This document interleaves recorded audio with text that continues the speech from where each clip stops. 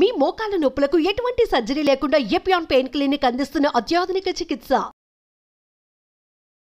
మహాదేవ శ్రీమాత్రే నమః. Welcome to our channel. రేపు రాబోయే మే నెలలో ద్వాదశ రాశుల వారికి సంబంధించి గురువు యొక్క మార్పు, దీని వలన మరి మేషం నుండి మీనరాశి వరకు, మొన్నటి వరకు కూడా ఉగాది రాశి ఫలాలు, ఉగాది పంచాంగము, అంతకుముందు జనవరిలో ఈ యొక్క ఆంగ్ల సంవత్సరానికి సంబంధించినటువంటి పంచాంగాలు చెప్పినటువంటి పరిస్థితి. సో ఇప్పుడు ఏమిటి అంటే విశేషంగా అందరూ ఎప్పుడా ఎదురు చూస్తూ ఉండేటువంటి ఈ యొక్క గురుగ్రహం మార్పు. ఉగాది రానే వచ్చింది, అయినప్పటికీ ఇట్టి ఉగాదిలో కొన్ని రాశుల వారికి బాగుందని చెప్పారు, కొన్ని రాశుల వారికి బాగాలేదు అని చెప్పారు. ఏవైతే బాగుంది అని చెప్పినటువంటి వారికి ఇప్పటికీ కాస్త బాగా లేని పరిస్థితి ఎదుర్కొంటూ ఉన్నారు. చాలా అంటే చాలా పెద్ద గ్రహము గురుగ్రహము. మనకు 2024 3వ నెల 4వ నెలలో మార్పు చెందినటువంటి గ్రహము.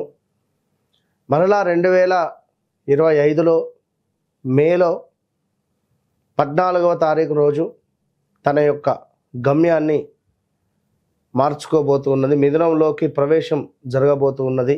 ప్రజెంట్గా ఇప్పుడు వృషభంలో ఉండేటువంటి గురుగ్రహము మిథున రాశిలోకి ప్రవేశించబోతూ ఉన్నది. ఎట్ ద సేమ్ టైం రాహుకేతువుల మార్పు కూడా ఇదే మే నెలలో జరుగుతూ ఉన్నది.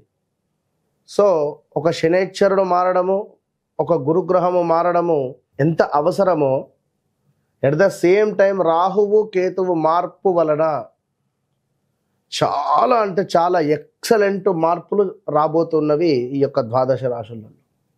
అందులో ముఖ్యంగా మేషరాశి, మీనరాశి, ఎట్ ద సేమ్ టైం సింహరాశి. ఎవరికైతే బాగా లేవు అని అనుకునేటువంటి రాశులు ఉన్నాయో వారికి ఈ రాహుకేతువులు చాలా అంటే చాలా అద్భుతమైనటువంటి రిజల్ట్ని ఇవ్వబోతున్నారు. దానికంటే ముందు మరి ఈ యొక్క గురుగ్రహం మార్పు వలన ద్వాదశ రాశుల వారికి ఏ విధంగా ఉండబోతుందని తెలుసుకుందాం. ముఖ్యంగా ఒక మాట, చివరి మాట, గోచారములో గ్రహస్థితి, గ్రహచారంలో గ్రహస్థితి వేరువేరుగా ఉంటుంది. సో మీరు జన్మించినటువంటి సమయానికి ఏర్పడేటువంటిదే గ్రహస్థితి. ప్రజెంట్గా మారేటువంటి గ్రహాలు గోచారం. సో మీకంటూ ఒక డేట్ ఆఫ్ బర్త్, పుట్టిన సమయము అనేటువంటిది ఉంటుంది. దీన్ని బేస్ చేసుకొని 100% చూసుకుంటే 99% అక్యురేట్గా ఉంటుంది. మరొక మాట, జన్మనామము వేరుంటుంది, వ్యవహారిక నామము వేరుంటుంది ఇక్కడ చాలామందికి. సో ఈ రెండిటికి సంబంధించినటువంటి విషయంలో కూడా కొన్నిసార్లు ఇబ్బందులు ఎదుర్కొనేటువంటి పరిస్థితి ఉంటుంది.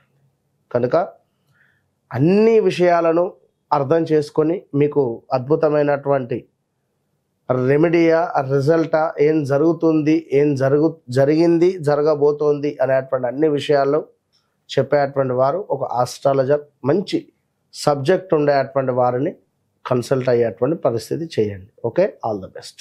సో ప్రతిదీ కూడా సబ్జెక్టు పరంగా 100కు 100% అక్యురేట్గా చెప్పేటువంటి పరిస్థితి అమ్మవారి దయ వల్ల మనకున్నది.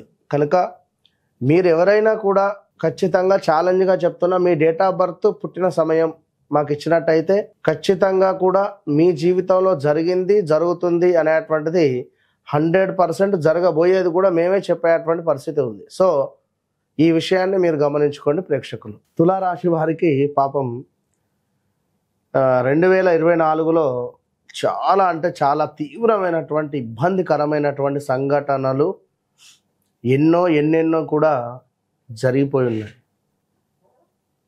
సో 2023 చాలా బాగుంది, 2022లో మళ్ళీ బాగాలేదు.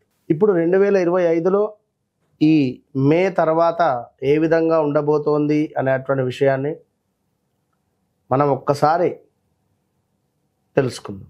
ఇక్కడ తులారాశి అనగానే కొంతమేర మనం వారికి ఏం చెప్పలేం. ఎందుకంటే నేను పట్టిన కుందేలకు 3 కాళ్ళనే వాదించేటువంటి వారు ఎక్కువగా కూడా ఉంటారు. ఇందులో ప్రాక్షరము అంటే ప్రకాష్, ప్రమోదు, ప్రదీపు, ప్రశాంత్, ప్రవల్లిక, రాజు, రమేష్, రేవంత్, రోషన్, ఇలా ఎవరైనా 2024లో వీరికి ఏదో ఒక బ్యాడ్ ఈవెంట్ జరిగి ఉండాలి. ఎంతటి తోపులైనా కూడా 2024లో ఏదో ఒక చిన్న ఈవెంట్ అయినా జరిగి ఉండాలి.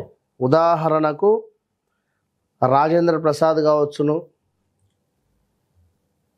సినీ యాక్టర్ మన హీరో రాజ్ తరుణ్ కావచ్చును, ఇలా చాలామంది ఉన్నారు. నేను జస్ట్ చెప్తున్నా. సో ఇప్పుడు వీరికి 2025 మే తర్వాత చాలా అంటే చాలా అద్భుతంగా ఉంది. మరి అది ఎలాంటి అద్భుతమైనటువంటి వాతావరణం అనేటువంటిది చూసుకున్నట్టయితే పూర్తిగా లక్ష్మీ స్థానము వీరి యందు ఉన్నది. అంటే 9లోకి గురువు. దీనివల్ల స్థిరాస్తులలో లాభాలు, లాటరీలలో లాభాలు, చేసే ప్రతి పనిలో లాభము, గుర్రపు పందాలలో లాభాలు, అద్భుతమైనటువంటి విజయము, స్త్రీ మూలిక ఇబ్బందులు ఉన్నా కూడా అవి తొలగిపోయి విజయం వైపుగా దూసుకుపోతారు. ఎవరైతే వారి వారి కులాచారంలో ఉన్నారో వారికి పేరు ప్రఖ్యాతలు వచ్చేటువంటి పరిస్థితి ఉంది. దీంతో పాటుగా సంతానము కాని వారికి సంతాన యోగము కనబడుతూ ఉన్నది. దైవానుగ్రహము గోచరిస్తూ ఉన్నది. ఐశ్వర్య ప్రాప్తి కనబడుతూ ఉన్నది. ప్రతి పని చాలా అనుకూలంగా మారి మీకు అద్భుతమైనటువంటి రిజల్ట్ను తీసుకొని రాబోతూ ఉన్నది. చక్కటి బంధు వృద్ధి ఉన్నది. అంతకుముందు గొడవలు జరిగిన, అవమానాలు జరిగిన ఏ ఉన్నా కూడా ఇవన్నీ కూడా సమసిపోతున్నాయి. శుభకార్యాలు చేసేటువంటి పరిస్థితి ఉంది. ధన లాభము కనబడుతుంది. శరీరంలో కూడా అద్భుతమైనటువంటి మార్పులు కనబడుతుంది. అంటే గత సంవత్సరంలో ఎంతో ఇబ్బందికరంగా వ్యాధులు కూడా శరీరము సహకరించగా ఇబ్బంది పడినటువంటి వారికి బాగుంటుంది ఈ సంవత్సరం. ఇక మరీ ముఖ్యంగా స్థాన చలనాలు, ప్రదేశ మార్పులు, నివాసములో మార్పులు, అంటే మీరుండేటువంటి ప్రదేశంలో కూడా మార్పులు చెందే పరిస్థితి ఉంటుంది. అదేవిధంగా కొంత మనశ్చింత, వస్తు నాశనాలు ఉన్నవి. ఉద్యోగానికి సంబంధించినటువంటి విషయాలలో కూడా బదిలీలు ఉన్నవి. కొన్ని విషయాలలో తులారాశి వారు ముందే చెప్పాను, విడిచిపెట్టండి, లీవ్ ఇట్. నేను పట్టిన కుందేలకు 3 కాళ్ళు అని ఎక్కువగా వాదించకుండా కొన్ని సందర్భాలలో కొంతమేర విడిచిపెట్టడం వల్ల ఖచ్చితంగా అద్భుతమైనటువంటి ఫలితం ఉంటుంది. కొన్ని చోట్ల మనము గెలవడం కంటే ఓడిపోవడం బెటర్ అనేటువంటి విషయాన్ని గమనించండి. కొన్ని చోట్ల మనము పట్టుకోవడం కంటే వదిలేయడం బెటర్. ఎందుకంటే ఈ మానసిక ప్రశాంతత కోసము ఖచ్చితంగా మీరు కొన్ని డెసిషన్స్ తీసుకుంటే మార్పు అనేటువంటిది వస్తుంది. సో శనేశ్వరుడు కూడా మీకు చాలా అనుకూలమైనటువంటి స్థానానికి వెళ్ళాడు. మరి ఇప్పుడు గురువు కూడా మీకు చాలా అంటే చాలా అనుకూలమైనటువంటి స్థానములో ఉంటున్నాడు.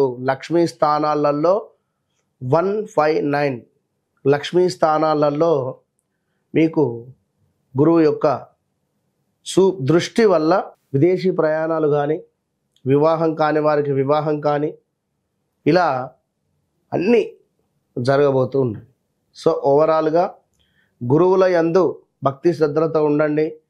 మీకు చదువు చెప్పినటువంటి టీచర్స్ కనబడితే వారికి నమస్కరించుకొని ఒక సన్మానం లాంటిది చేసే ప్రయత్నం చేయండి. వారి మంచి చెడు కాస్త మీ శక్తి అనుసారంగా చూసే ప్రయత్నం చేయండి. వారికో 1000 రూపాయలు అవసరం పడ్డాయి అనుకుందాం, ఒక్కసారి సహాయం చేయండి మీ శక్తి మేర. సో ఇలాంటివి చేయడం వల్ల గురువు యాక్టివేషన్లోకి వస్తాడు. సో ప్రతిరోజు ఎల్లో రిలేటెడ్ ఉండేటువంటి క్లాత్ తీసుకొని దానితో తుడుచుకోవడం వల్ల కూడా అంటే ఖర్చు రూపకంగా వాడడము, సో ఎటైనా ట్రావెలింగ్లో దాన్ని కట్టుకోవడం కానీ ఇలా చేయడం వల్ల గురువు యొక్క అనుగ్రహం మనకు కొంతమేర లభిస్తుంది. ఇంట్లో ఉండేటువంటి తల్లిదండ్రులను ప్రేమగా చూసుకునేటువంటి ప్రయత్నం చేయండి. All the best.